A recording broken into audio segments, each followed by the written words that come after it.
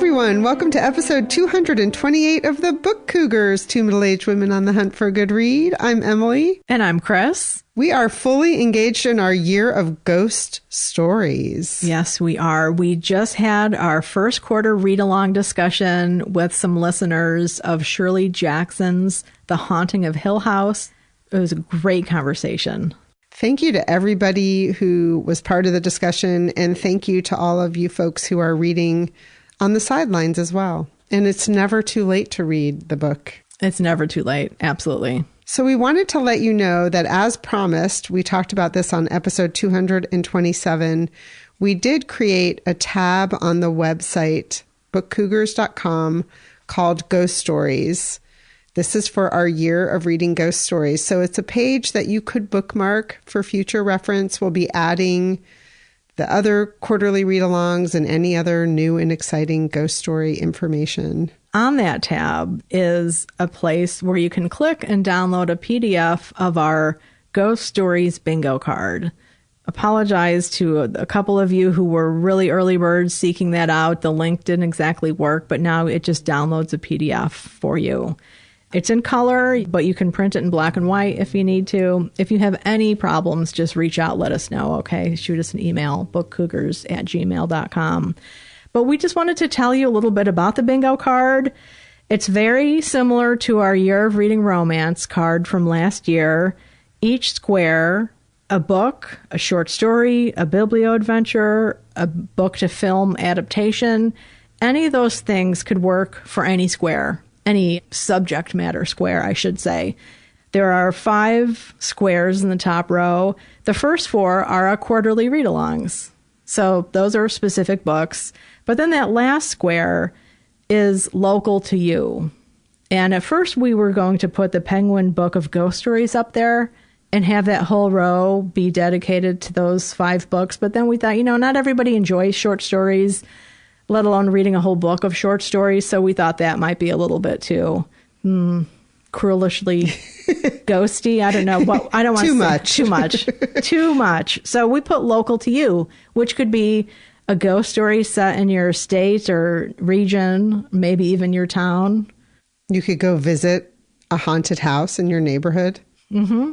Yeah, whatever. I mean, these categories are open to however you would like to treat them. We do have some specific books, such as Shirley Jackson, A Rather Haunted Life. That's the biography by Ruth Franklin. A Christmas Carol by Charles Dickens, because it's a classic Christmas story. Some people think Charles Dickens invented Christmas as we know it. There's that.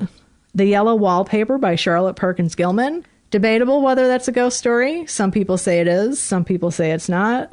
The Mask of the Red Death by Edgar Allan Poe. The Shining by Stephen King. The Canterville Ghost by Oscar Wilde. And Rebecca by Daphne du Maurier are some of the specific stories that we have on here. But then we have general ones like a Western, holiday, BIPOC author, published in 2025, translated, lots of different options, which you'll see. But we just wanted to give you a brief rundown on that. If you want to play along with us and submit your card, please do so by December 31st, 2025. You could just send us a picture of your card. You can go for one line. You can go to try and fill the whole page, whatever floats your boat. Yeah, some of us already have Q1 read-along marked off. Very exciting. Very exciting, yes. And hats off to my co-pilot here, Chris, for the very cute ghosts that also adorn the Ghost Story bingo card. It's really, really cute. So head over to that tab. The link is in the show notes.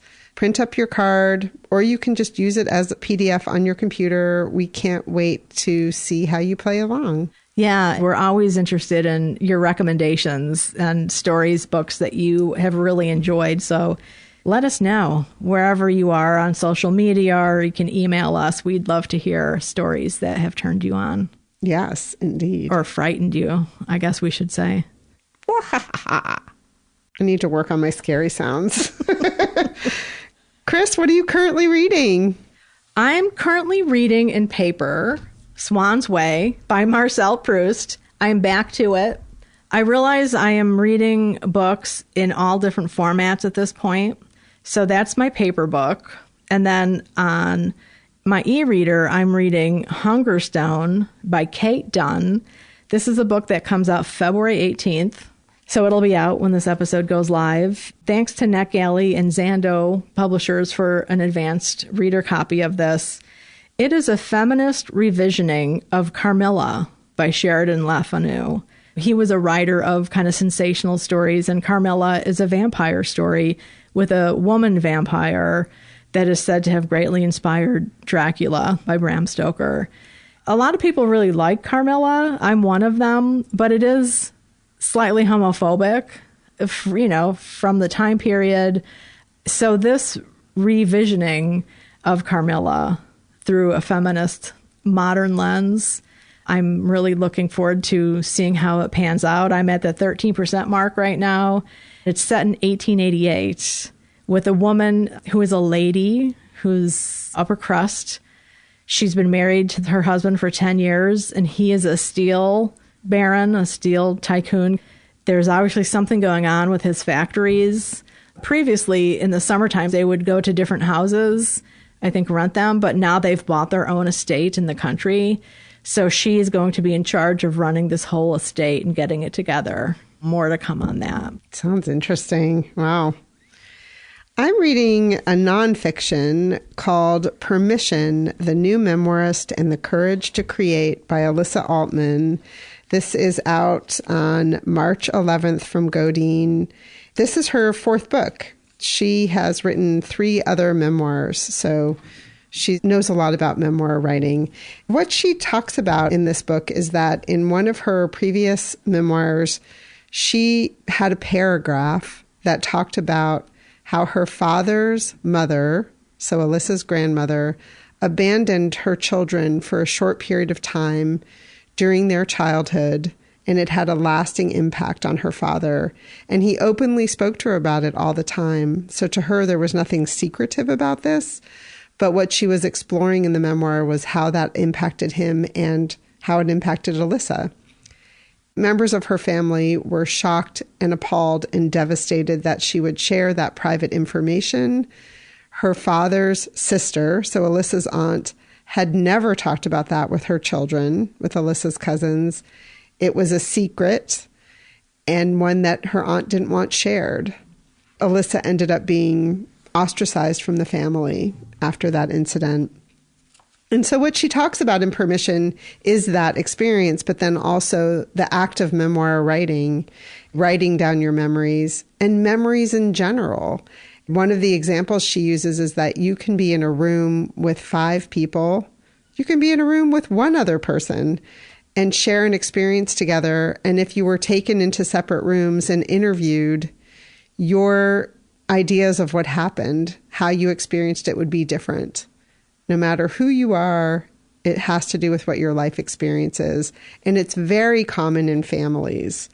We were talking before we started recording about this, and I was really excited because, it's known that like if people witness an accident, everyone will remember different things. They'll have a different take. It'll be like, it's a yellow car. No, it was a purple car, whatever the case may be.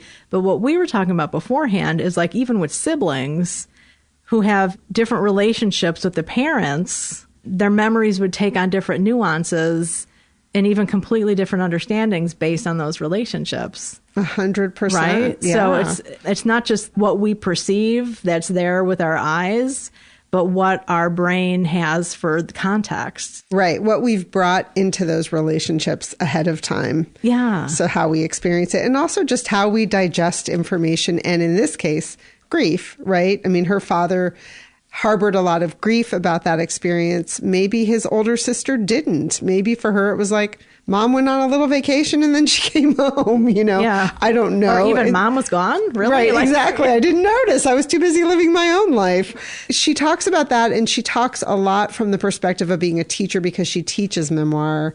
About people come to her classes and there's something they want to write about and they have to get past that, whether it's shame, whether it's facing their vulnerability, or the worry about how people are going to react to a particular situation. So I'm really enjoying it. I'm about halfway through. the art of quoting other people and dropping other writings and texts. It makes you build a reading list as you're reading her work as well. So enjoying it, highly recommend. Again, it's called Permission, The New Memoirist and the Courage to Create by Alyssa Altman, and this pubs on March 11th. Well, the audiobook I'm listening to, as I mentioned, I'm doing all 3 formats, is A Web of Obsidian by Lydia M. Hawk. And this is a book that I'm listening to via Libro FM, their advanced reader copy. It's a new series that's starting called The Obsidian Sisterhood. And this book introduces former nun Monica Barrett, who's been running a women's shelter for about 20 years.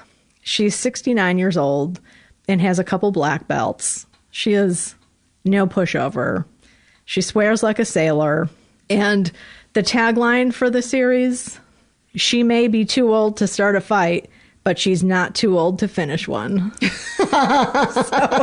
Sounds like someone we'd like to meet. Yeah, so she's a real kick-ass character. If you don't like the F word, this might not be the book for you, but it has such good energy so far. What happens is a woman is left at the doorstep of this shelter, and they bring her in.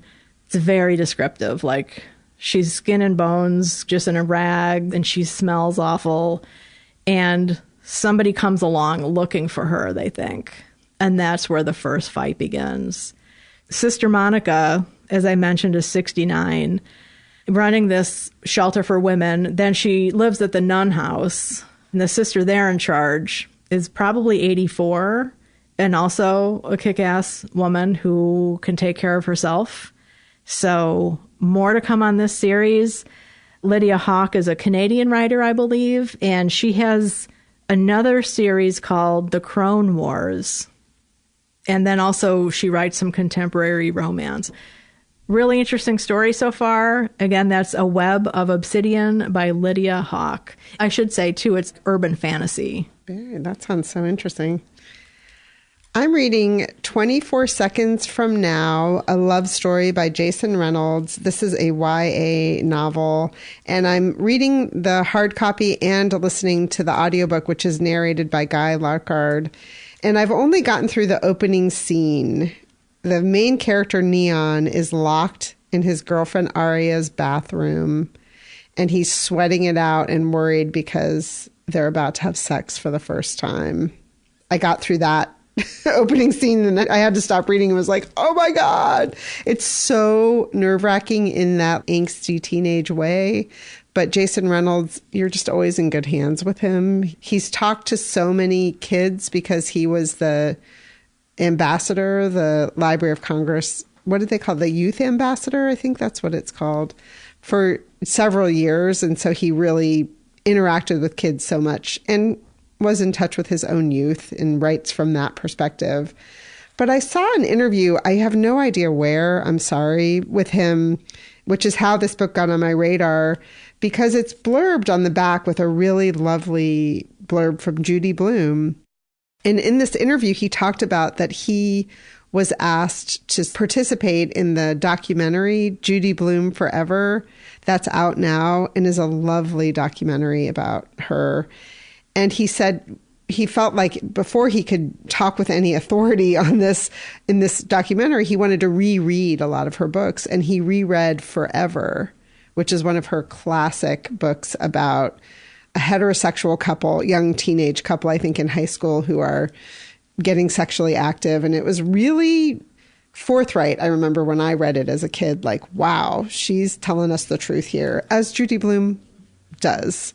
So that's where he got the idea. That was the genesis for this book, 24 Seconds From Now, because he wanted to write about it from the perspective of a young Black man, which he was at one point in his own life. So I'm looking forward to diving more deeply into it and seeing where he goes with it. Again, it's a young adult novel, 24 Seconds From Now by Jason Reynolds. And he just won the Coretta Scott King Award for this book as well. The other book I'm deeply into and enjoying, which I probably won't talk much about because maybe we'll talk about it when we're talking about the book we both just read, but I am reading and listening to Shirley Jackson, A Rather Haunted Life by Ruth Franklin. This is a very well-written, very deep book covering the life of Ruth Franklin. And the way she separates it out is by chapters addressing each of her books or short stories or various writings. It's really well done. Chris has read the whole thing. I'm about halfway through, but then I also skipped ahead to read the chapter on The Haunting of Hill House, which Chris had warned me when we decided to read The Haunting of Hill House by Shirley Jackson and then also have this be a companion read, which is on the Ghost Story Bingo card, that there are some spoilers. And I would go even farther to say, I'm reading the other chapters, right, where I haven't read those books. I'm not sure that it spoils it so much as like you don't have context for what she's talking about. So I listened to The Haunting of Hill House one after I had read the book and I really knew what she was talking about. You know what I mean? Oh, I totally do. Yeah, because I dipped into it again. I mean, listeners, I read this book years ago when it first came out, which was what, 2016? Okay. So I reread The Haunting of Hill House chapter and read around a little bit, and it helped me make more sense of The Sundial, which is another one of Jackson's books I read just a couple years ago and was really kind of like, wow, I just don't really know what happened.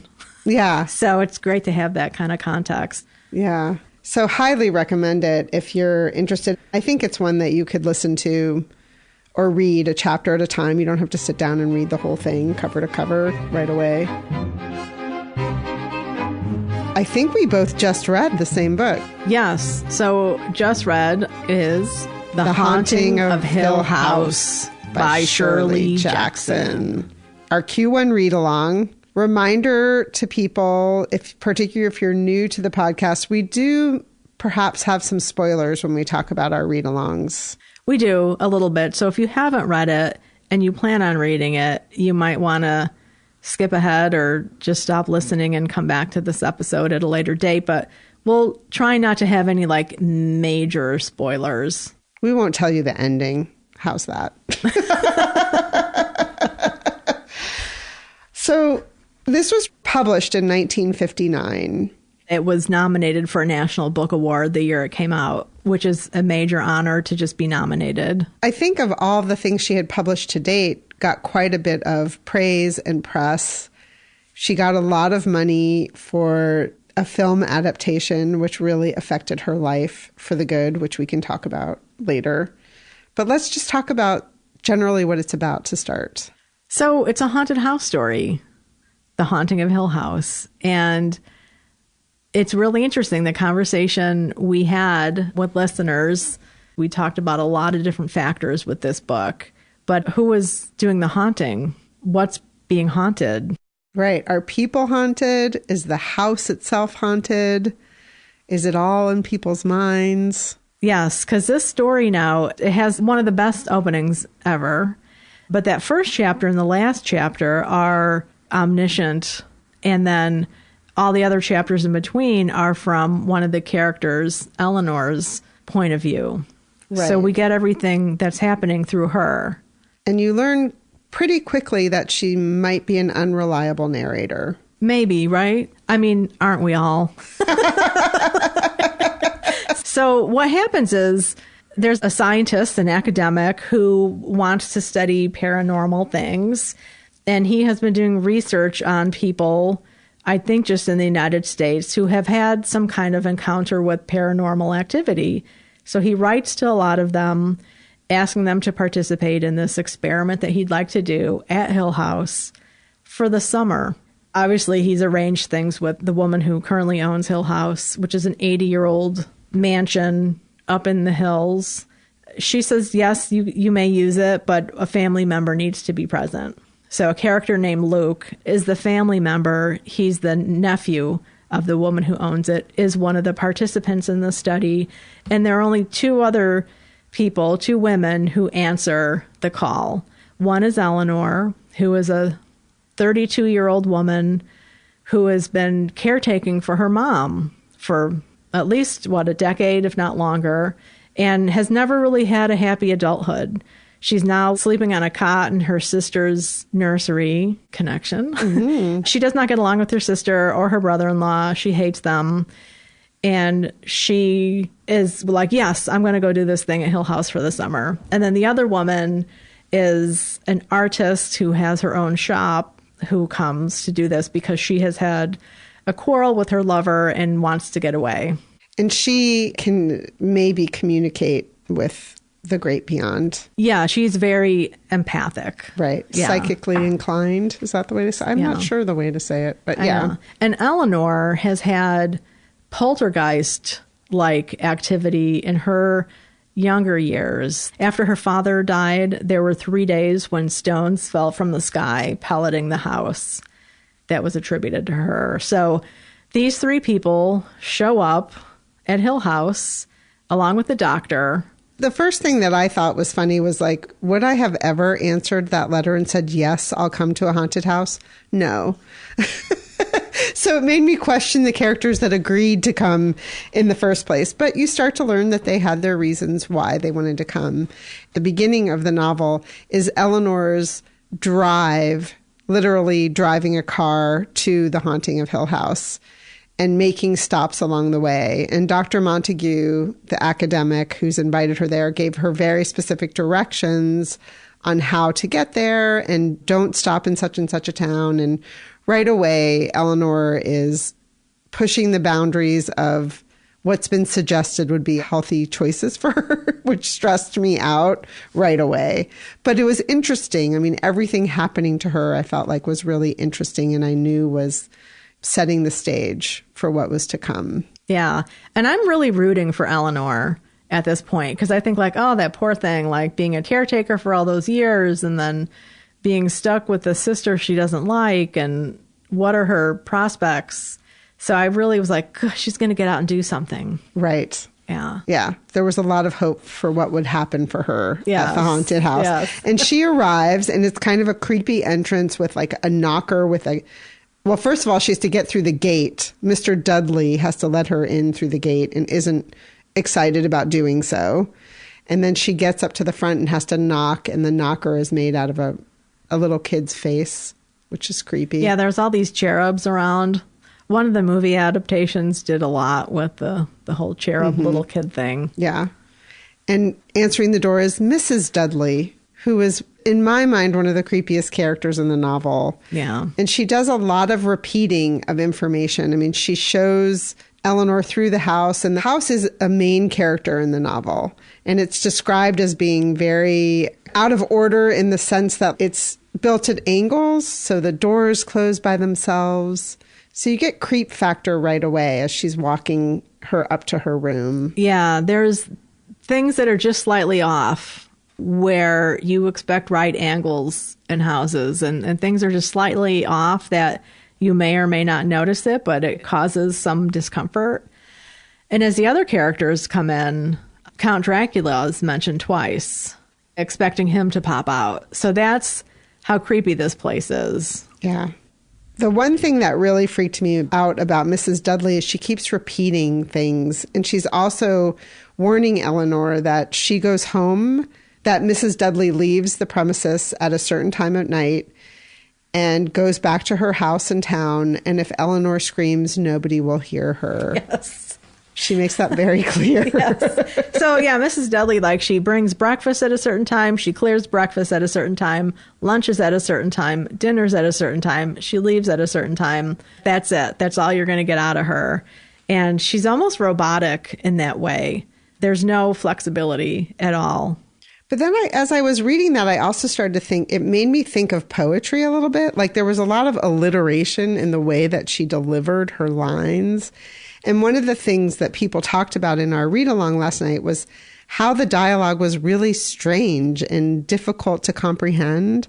I had started listening to this novel on audiobook. It is narrated by Bernadette Dunn, and I was probably 40% through, and I went home and turned to page 1 and started over again because it was not working for me as an audiobook. Yeah. This is 3 youngish people. I mean, they're all in their 20s or 30s, so they're not exactly that young.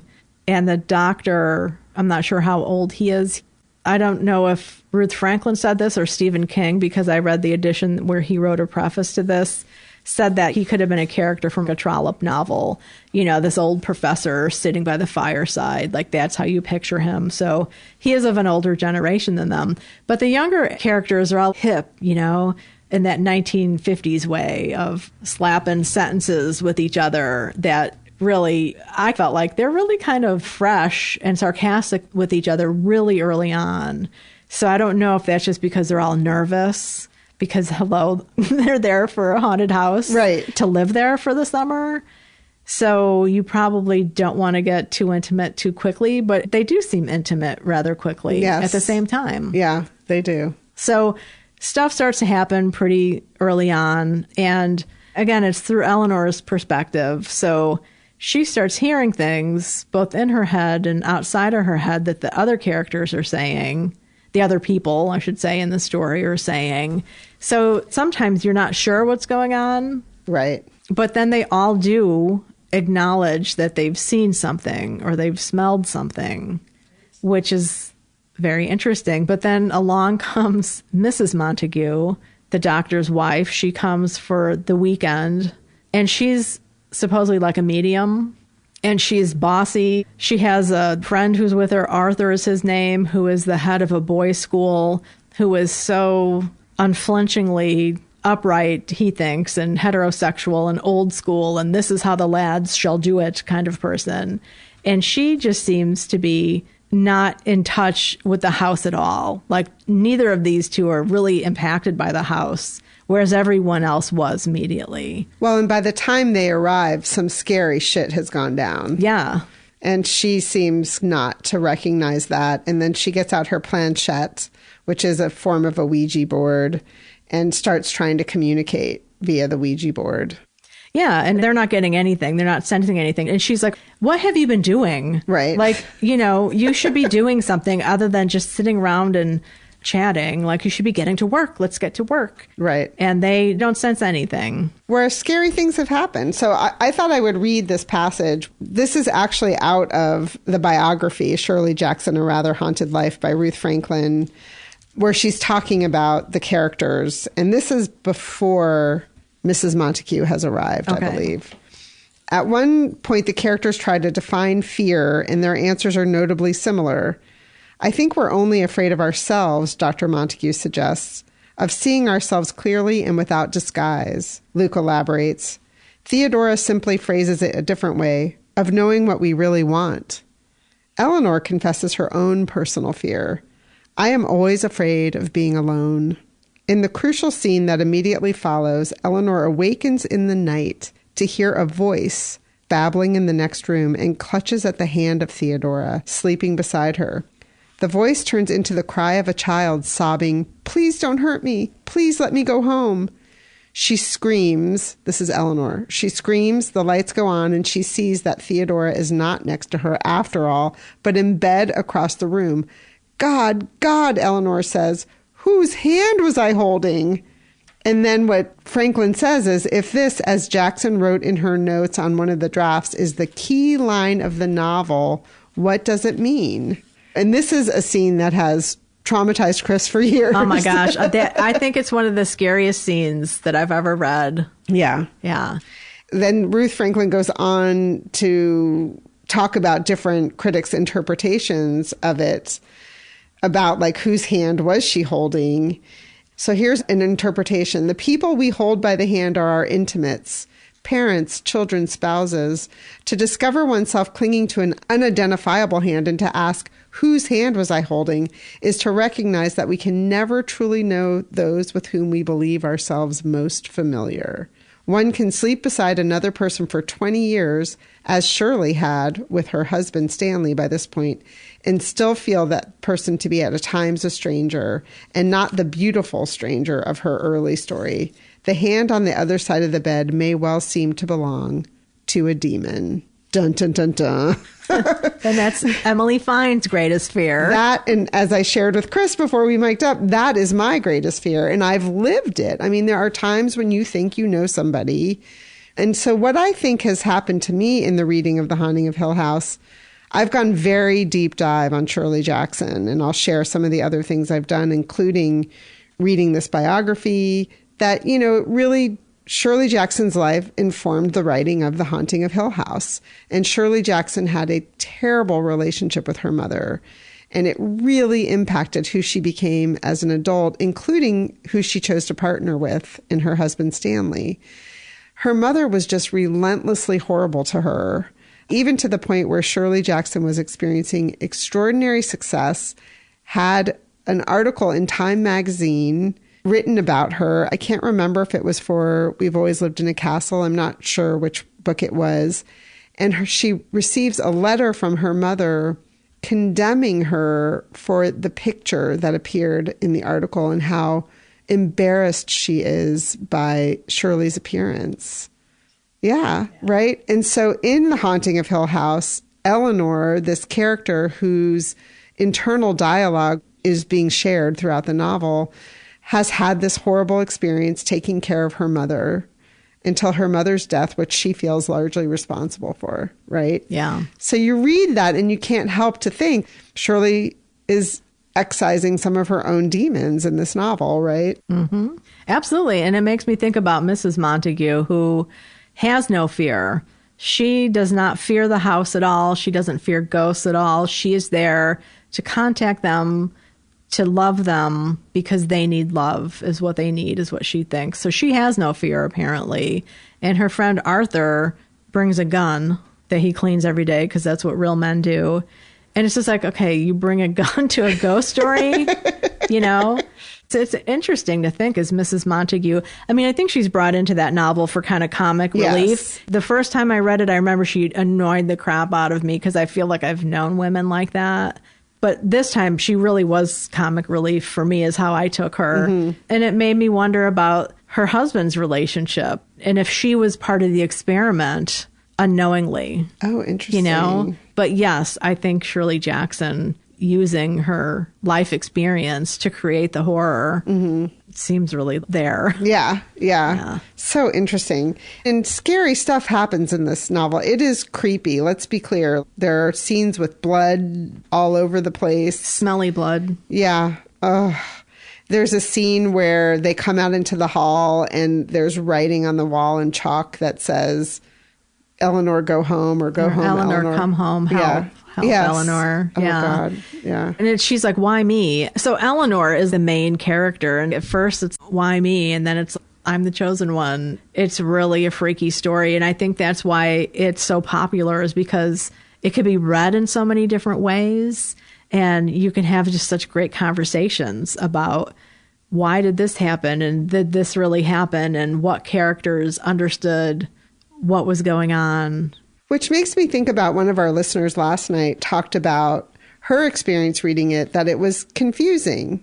At this point, you had mentioned that this is your third reading of the novel, right? Yeah, at least. I think, yeah, and how much more you've gotten out of it every time. And her feeling was, I don't want to have to read a novel 3 times to get information out of it, and is currently reading a page turner and on page 40 and really understood the story and was flying with it. So that was a really interesting perspective, that reading novels like this, it's not for everybody. Exactly. Yeah, exactly. It's literary in that way, and it's messed up. It's twisted. It's not a straightforward narrative. Mm-hmm. Yeah, and one of the things, too, Sigrid made this point that she thought it was more gothic than horror.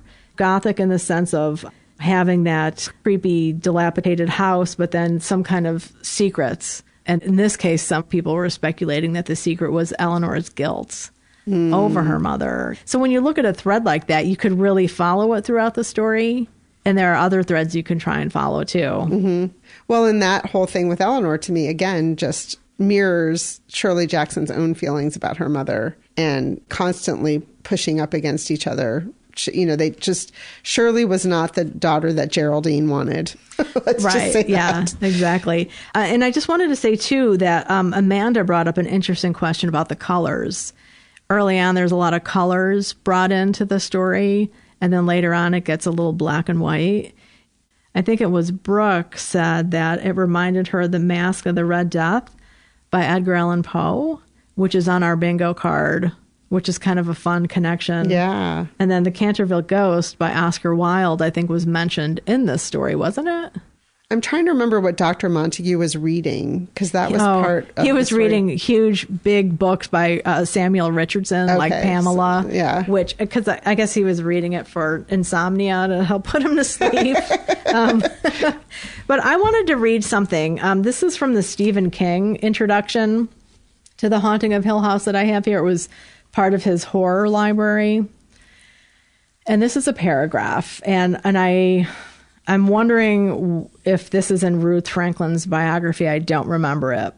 So what I'm going to read right now is Stephen King quoting Shirley Jackson by Lenamaya Friedman.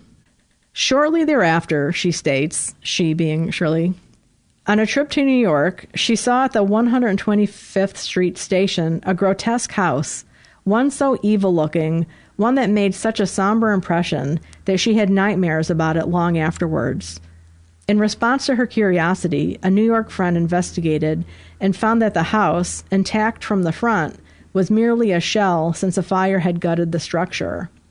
In the meantime, she was searching newspapers, magazines, and books for pictures of suitably haunted-looking houses.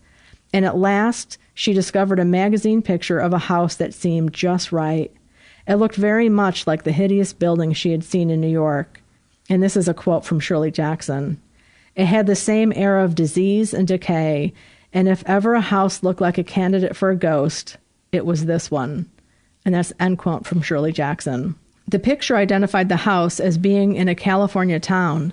Consequently, hoping her mother in California might be able to acquire some information about the house, she wrote asking for help. As it happened, her mother was not only familiar with the house, but provided the startling information that Miss Jackson's great-grandfather had built it.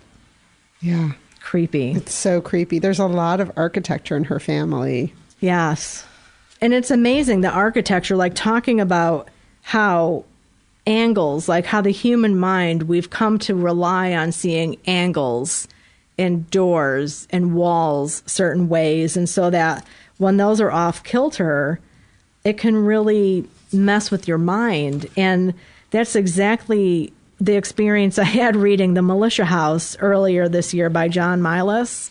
That was the one that was in Afghanistan. There's some stuff about that in the militia house that the men go into.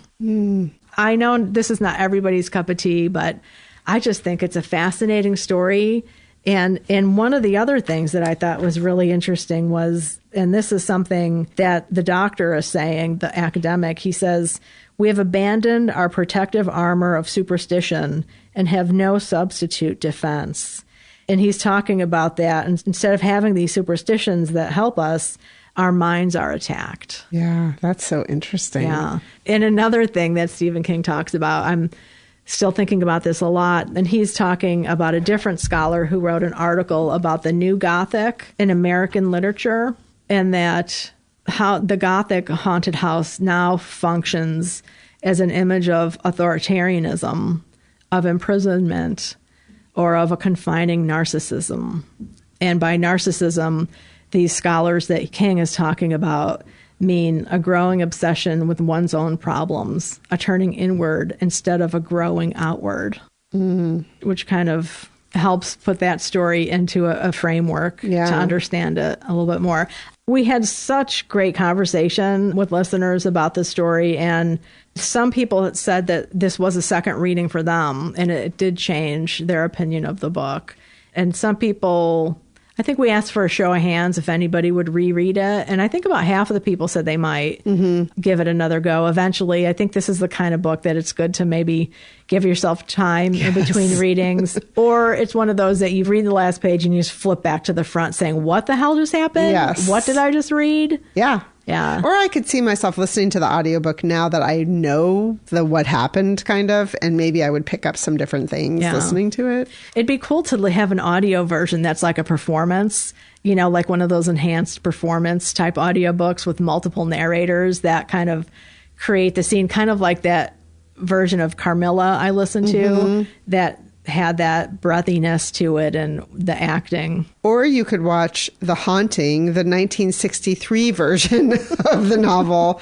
There's a 1963 and a 1999 version called The Haunting. So if you're looking for it, don't look under The Haunting of Hill House. There's also a very recent adaptation, a multi-episode adaptation on Netflix called The Haunting of Hill House, which is a loose adaptation. Yeah, it's more of like an inspired by thing. Yeah. That's by Mike Flanagan, who really does horror very well and looks at Shirley Jackson as one of his foremothers, a great influence. And that one's super scary. I watched the 1963 version of The Haunting, and it is very performative in the sense that, like, the way people are delivering their lines, I found a little over the top. And then I came to learn the Eleanor character was a stage actress. It was a little bit funny to me in the sense of the way they made the scary sounds wasn't actually scary, but the movie was still creepy. I thought they did a good job with that.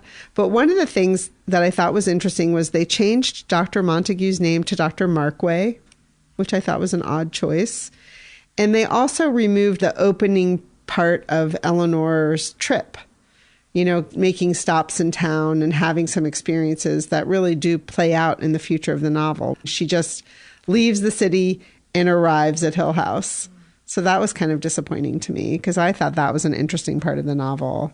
And then after that, I think they stuck pretty closely to the novel. Yeah, you know, that's really interesting because I wonder like how you would film that beginning part without a viewer thinking like there's something off about her. Mm-hmm. Yeah. Which I didn't really get. I think the first time I read it, I thought like she's free. She's on a road trip. She's experiencing freedom for the first time. So I didn't think there was anything really odd going on. Yeah. Initially. Yeah, it's interesting. I don't know.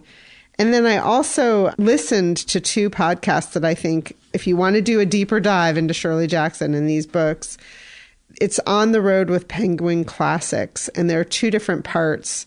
And the host is actually with Ruth Franklin, who's the biographer that we talked about of A Rather Haunted Life. And they're walking around North Bennington, and they actually go into the home that Shirley Jackson was living in when she wrote the novel.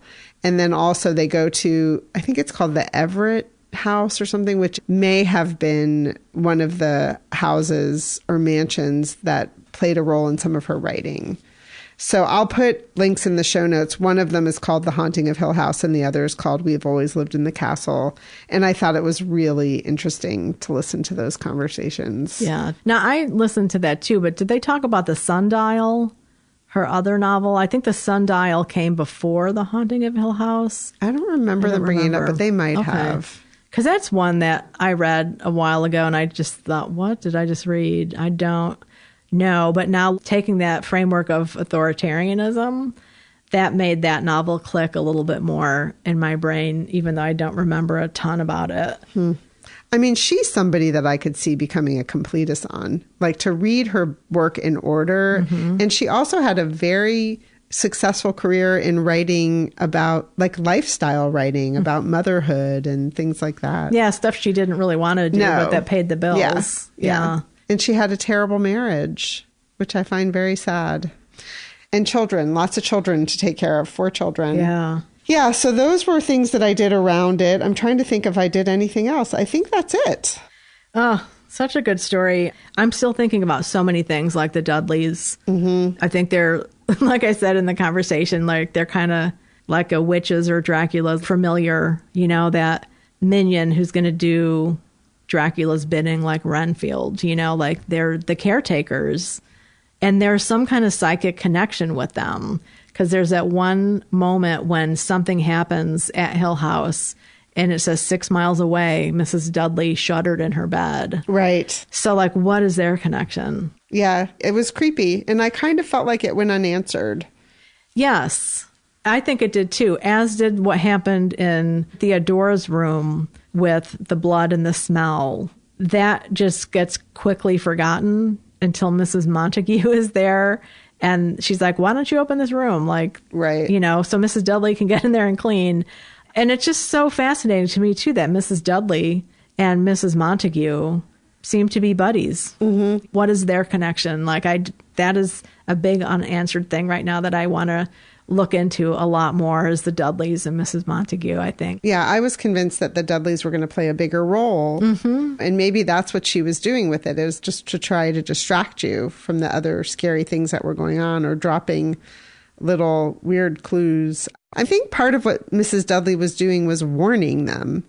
Just in case you were wondering, you have walked into a haunted house. Yeah, right? Well, and it says like the house hears everything and the house knows where you are at every moment. So like, did Mrs. Dudley feel like if she altered anything in what she said, the house would be like, I need to keep an eye on her. You know, did Mrs. Dudley know that? Like, I don't have a sense of how old she is either. Yeah, I didn't. How long she's been there. I don't remember if I just, don't remember that. I mean, the second sentence of this novel is, Hill House, not sane, stood by itself against its hills, holding darkness within. It had stood so for 80 years and might stand for 80 more. So that's a reason to go back and reread this novel. It is. Right? And there's another line that says, for the last 20 years, it's been uninhabitable by humans. Except for Mr. and Mrs. Dudley, apparently. Right. And they don't stay there after dark. No, they don't. They are out. Yeah. So I don't want to say anything more about what that could have been about, because you need to read it if you haven't. We totally think that it's one that should be required reading if you're interested in haunted houses in American literature. Yes, The Haunting of Hill House by Shirley Jackson. I would like to finish by saying that the old house that I lived in when I first moved to Connecticut, which was not a big haunted house, it was a little tiny house, but it's actually where the early episodes of the book Cougars were recorded. I lived down a long driveway, and my neighbor at the very end of the driveway spent a lot of time in her garden. And when I would walk past her, when I would head out for a walk or something, and one day she said to me, "Aren't you scared to live down there?" And I said, "Why?" And she said, "Because if you scream, nobody will hear you," which I thought was one of the most horrible things anyone has ever said to me, and why I really don't neighbor very much. But now that I've read this novel, if I still lived in that house, I might go rap on her door with this novel and say, "By any chance, had you read this book? And that's why you said that to me." Just out of curiosity. Oh my God. That is so mean. I know. People are strange. That was just strange.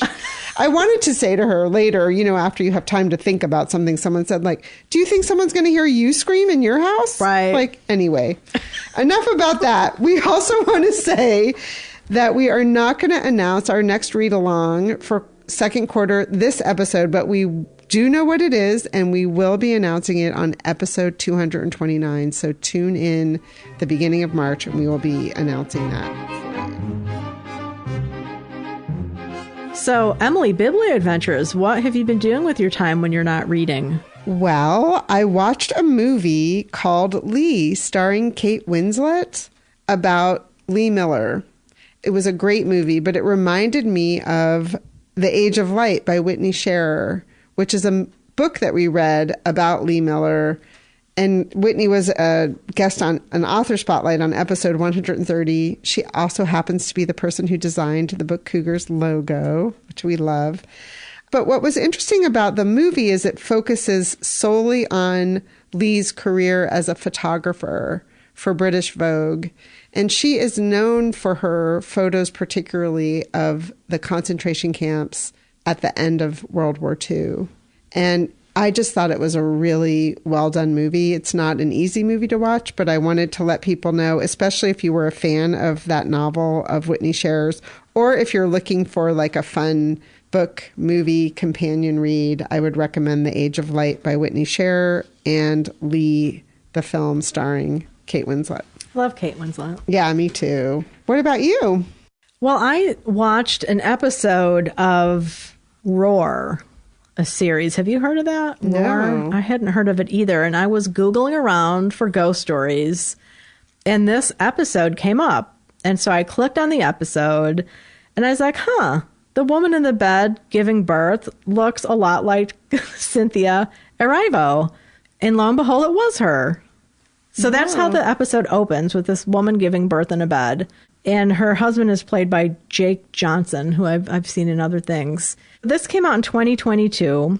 The episode is called The Woman Who Found Bite Marks on Her Skin, and it's the 4th episode in that series, which is based on a book of short stories by Cecelia Ahern. Had you heard of that? No. It's something like 40 short stories, and they all begin with the woman who, blah, blah, blah. I'll just read this. It's a gender-bending anthology series, weaves together 8 darkly comedic feminist fables that take unexpected approaches to subjects like gender roles, autonomy, and identity. So that's the description of this series based on the book.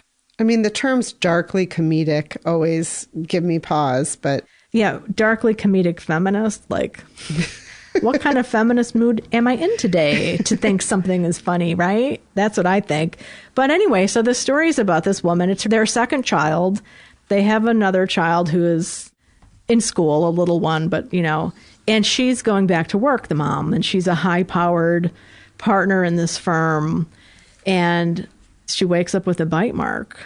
That is so creepy. Right? And her daughter is a little resentful that mom's going back to work. And so when they're sitting around at bedtime or whatever, the girl is kind of pinching mom's skin, you know, kind of a little, I guess, passive aggressive stuff. So you're thinking like, so did the kid bite her? That's awfully big bite mark maybe. But then she goes out of town on a business trip and wakes up with more bites. So it's a very creepy, short story about the guilt of motherhood.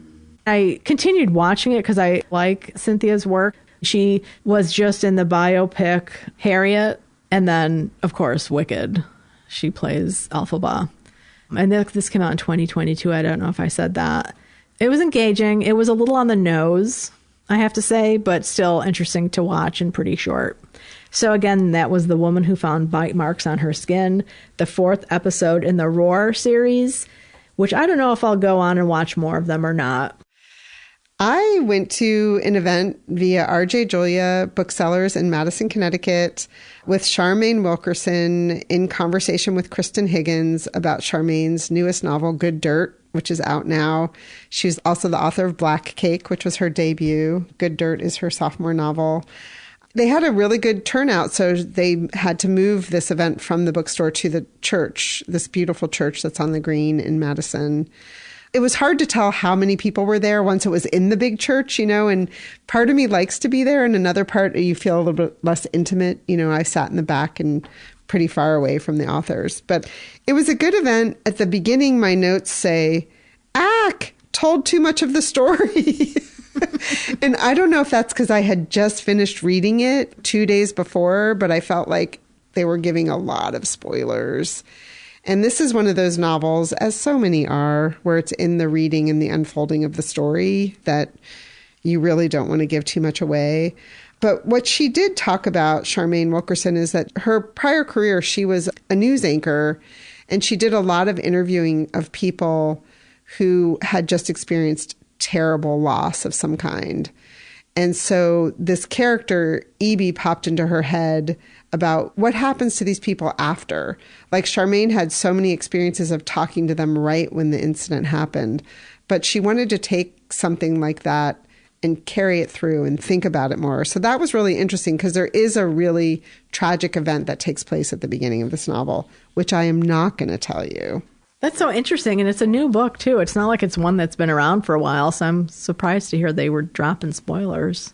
Yeah, I mean, I think it's really hard to talk to people, as we've experienced, you know, about something without spoiling it when it happens at the beginning, right? So I think sometimes you do feel like, well, it happened in the first chapter, so it's not really a spoiler. But it is, because it's not until you read it that you know what's happening. So I don't know. I have mixed feelings about it.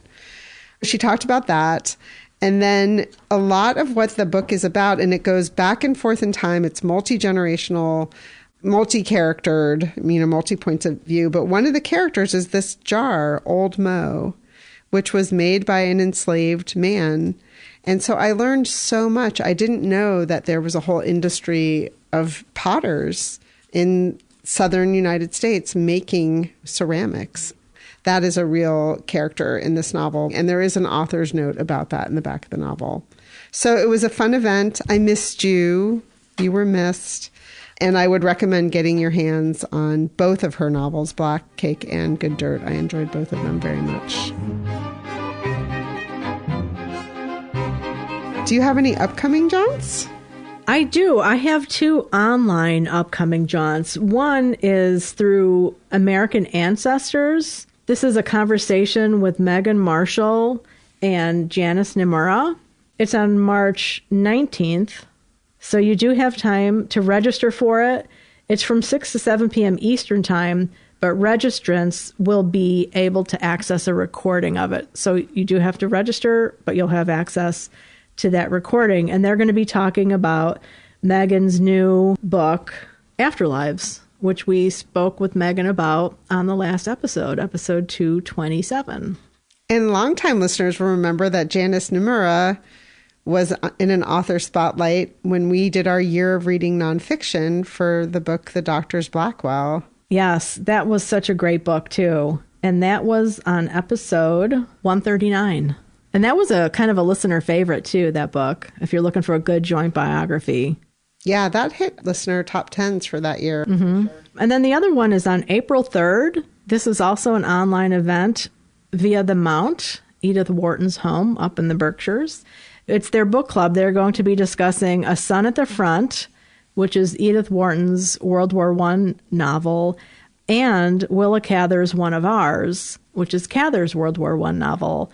And I just recently read A Sun at the Front with some friends, and I thought, oh my God. And I brought up One of Ours during that conversation because they both are World War I novels that focus on life outside of the front for the most part. Cather's main character is somebody who's eventually in the army serving at the front, but most of the bulk of the novel is about his growing up years and early adulthood and stuff like that. So really looking forward to that. You do have to register, and they do have a limit, I believe, on the number of people who can register.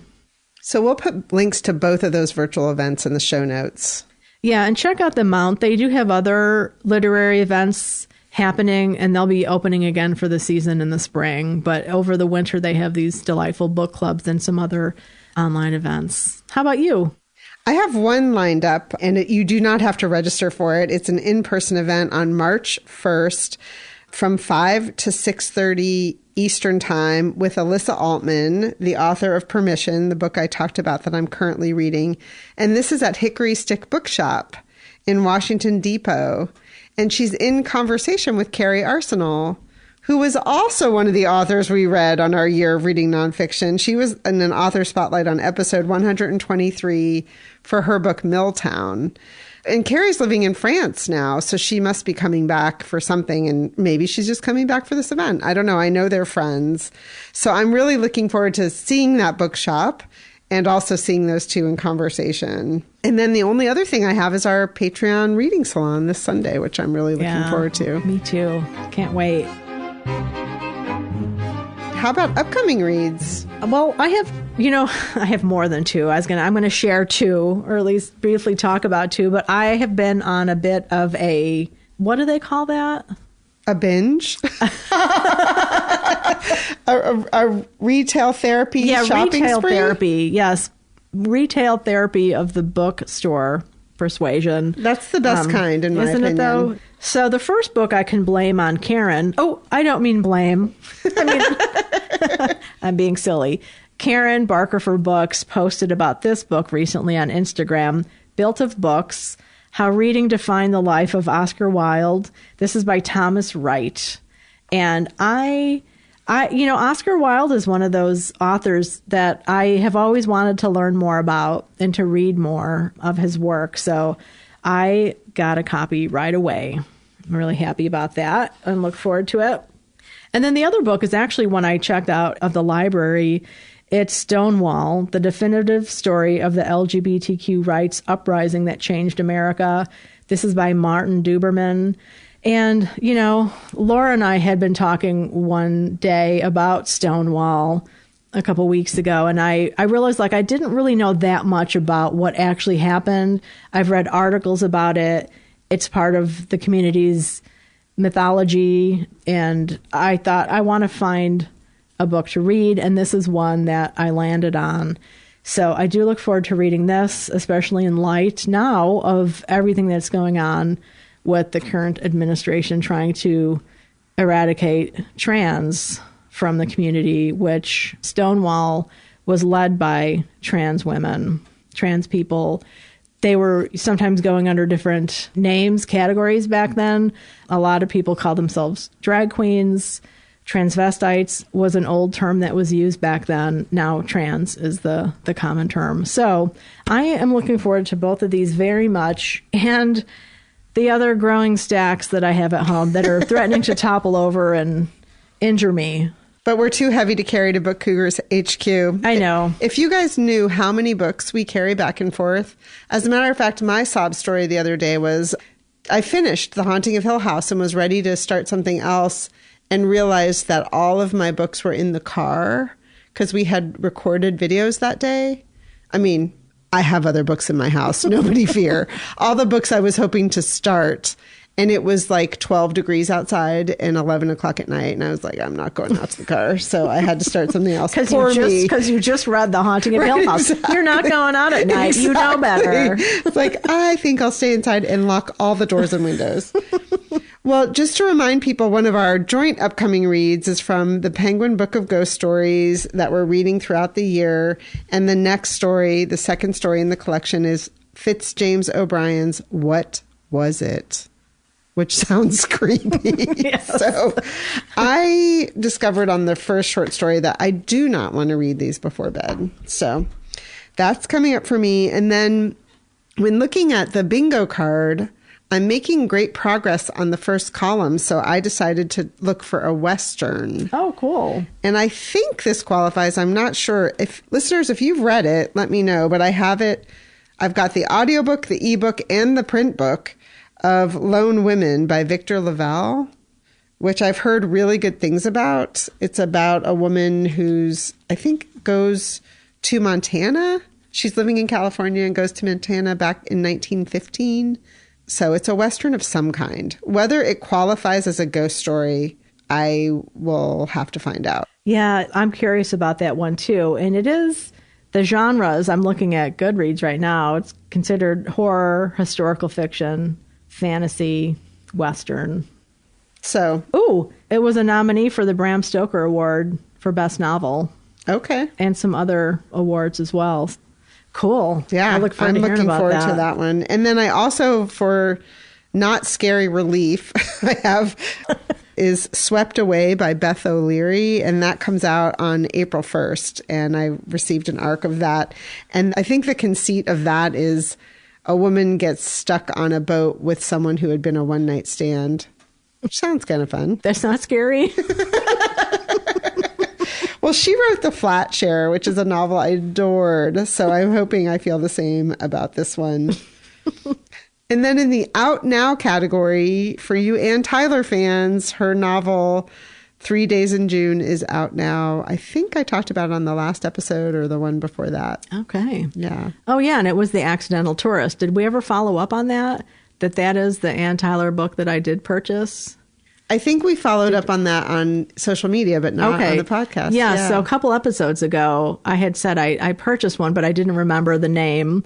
And it is indeed The Accidental Tourist. So Emily and I are going to be doing a buddy read at some point with that this year. When Chris can find it in her stack.